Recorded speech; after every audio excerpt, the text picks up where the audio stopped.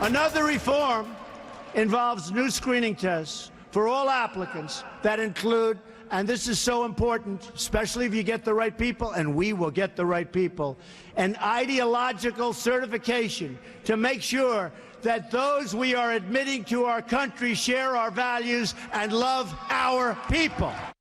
Donald Trump last night in Phoenix talking about a type of screening test for those who come to the United States to ensure that they will assimilate and become part of the American culture. One thing that is woven into our culture is a culture of service.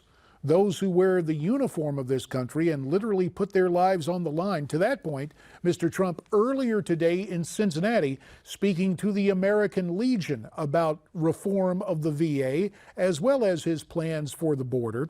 And we are pleased to be joined at this juncture by the Republican nominee in Florida's 18th congressional district.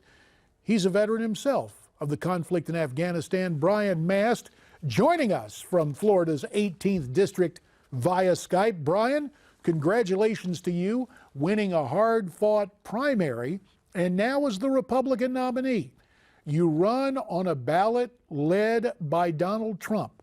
One of the things he said today in Cincinnati was that our foreign policy needs to, quote, quit apologizing for America. Do you agree? Absolutely. I think he said the right thing right there when he said, you know, America is going to stop apologizing and we're going to start being excited about who we are. And he spoke a lot of great things about the VA and about trade and about a number of things that really are working towards making America great, making America safe, making America strong. So I love the page that he's on. And if you agree, or even if you don't, time for us to let you know. You need to write this down on the side of the page. You can join us to talk about this at 1-877-NEWSMAX, 1-877-639-7629. Brian, let's listen more to Mr. Trump today in Cincinnati discussing a new focus on national security and foreign policy. I will be uncompromising in the defense of the United States and our friends and our good allies.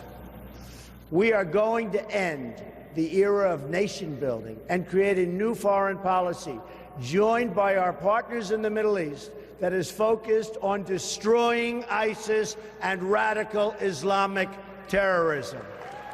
Now, Brian, you served in Afghanistan, and it was with a cost as you came back and had to deal with disabilities. When you look back on our involvement in Afghanistan, is it time to get out of the business of nation building and focus on how our military intervention directly affects our own national security?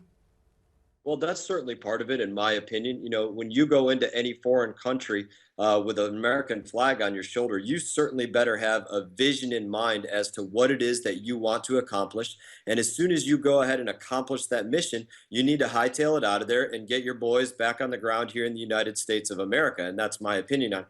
Now, that can't always be accomplished without any nation building whatsoever. You can see what happens if you leave a country too soon. Look at the growth of ISIS, the expansion of radical Islamic jihadist terrorism, not just across the Middle East, but across the world, and realize that the growth of ISIS could have been stopped. At the time of the Arab Spring, would we had the right commitment to maintaining the nation building status that we had in place in countries like Iraq? So I'm not saying that we need to pursue that forever, but it has to be a piece of the policy. I wouldn't say it has to be completely eliminated. Obviously, very important to veterans, reform of the VA. Here's what Mr. Trump had to say about that before the American Legion today in Cincinnati. We will ensure that they have the best medical care in the world, both in service and when they return home as civilians. That will require a total reform of the Veterans Administration. It's in very sad shape. Now, as has been pointed out, you are a double amputee. What has been your experience with VA health care, and what do you hope to accomplish for vets going to Congress? Well, you know, there's been good and bad associated with my health care from the VA, and I'm never one to paint every VA as being the same as the Phoenix VA. That's simply not the case. But the problem is they do all fall under the same bureaucratic system of being the Department of Veterans Affairs. You have people that aren't getting fired when they're not doing the right job. This is something that Donald spoke to very well. And what I really love about Donald Trump speaking about this again is that this isn't his first time. You can go back months and look at the stark difference between Donald Trump and Hillary Clinton. Donald Trump again saying veterans deserve any time, anywhere care. And that's the exact same page that I'm on, whether that anytime, anywhere care is at the VA or at some private institution. That needs to be the way that it occurs. But you look at the Democratic Party and Hillary Clinton going out there and saying the problems with the VA are really nothing more than blown out of proportion Republican talking points. You know that she's not going to have a plan to reform the VA, to address those problems that are associated with the VA, to address the issues of them spending money, millions of dollars on things like artwork, instead of spending millions of dollars on increased care for our veterans. That's not the solution. Would you go so far as to ask Republican leadership, if you're elected, specifically for a seat on the Veterans Affairs Committee? I don't think there's any question that I could be a great asset on the House Veterans Committee as well as the Armed Services Committee. One of them that's very important to me personally is the Committee of Transportation and Infrastructure, and that's because of other issues that we have going on in my district here with toxic water being released into the coastline here. Well, from toxic water to telephones and the enlightened comments of those watching Newsmax TV tonight at 1-877-NEWSMAX. That's 1-877-639-7629. Ladies first, let's welcome Pauline. You know, you have to wait a long time. You're on, Pauline. You're on television. They want me to talk to him, Alan. You're on. My voice, I'm going to... Hello? Hello, Pauline. You're on. Oh, okay. Okay. Hello? Yes. One thing, you need to turn down your television. You're on television right now. J.D. Hayworth Okay. here, Brian Mast. What's your comment or question? Okay. Good night. I am calling you. It's about what Mr. Trump was saying about the immigration, that the people, when they come here on vacation with a visa, and we need to send them back. It did happen to me. 35 years ago, I came from France, and I was on vacation. Hello? We're listening attentively. So you came initially on vacation, Yeah, and you were sent back? I liked it. Yeah, and I was sent. I took a lawyer. They sent me back to France, and I did my paper. I came back as a legal.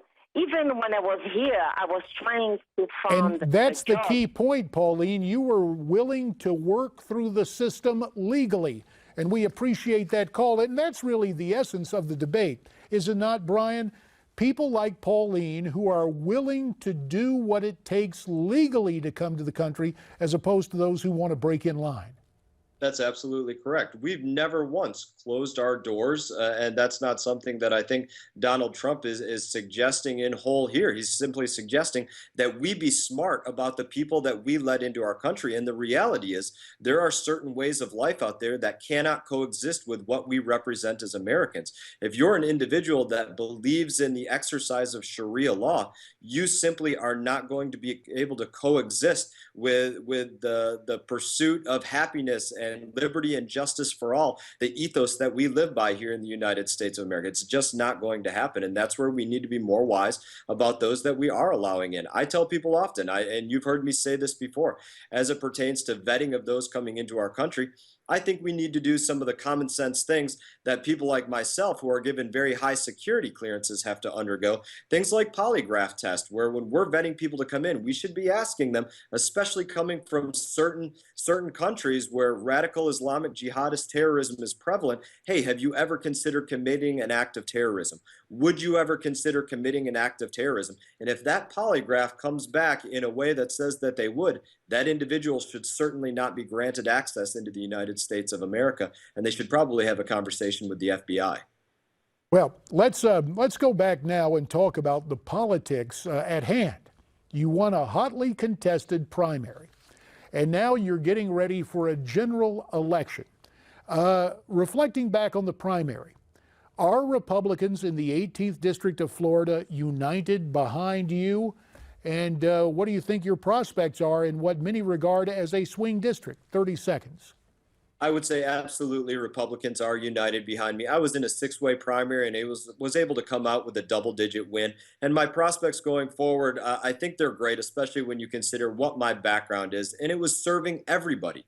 That was my background. I didn't care if the people I served, I didn't care the color of their skin. I didn't care what name they called God. I didn't care how many pennies were in their pocket. All I cared about was serving them simply as Americans and giving them everything that I have. And that's been able to not just unite Republicans around me, but also Democrats and independents as well. And I look forward to representing them in Congress. Brian Mast, we will keep an eye on the campaign, and we'll probably have you back here real soon to talk about it. Thanks so much. Always look forward to it, JD. Thank you. You bet, Brian. Thank you. Now, when we come back, sounds like a custom-made debate for libertarians, medical marijuana and Second Amendment rights. That and Michael Patrick Flanagan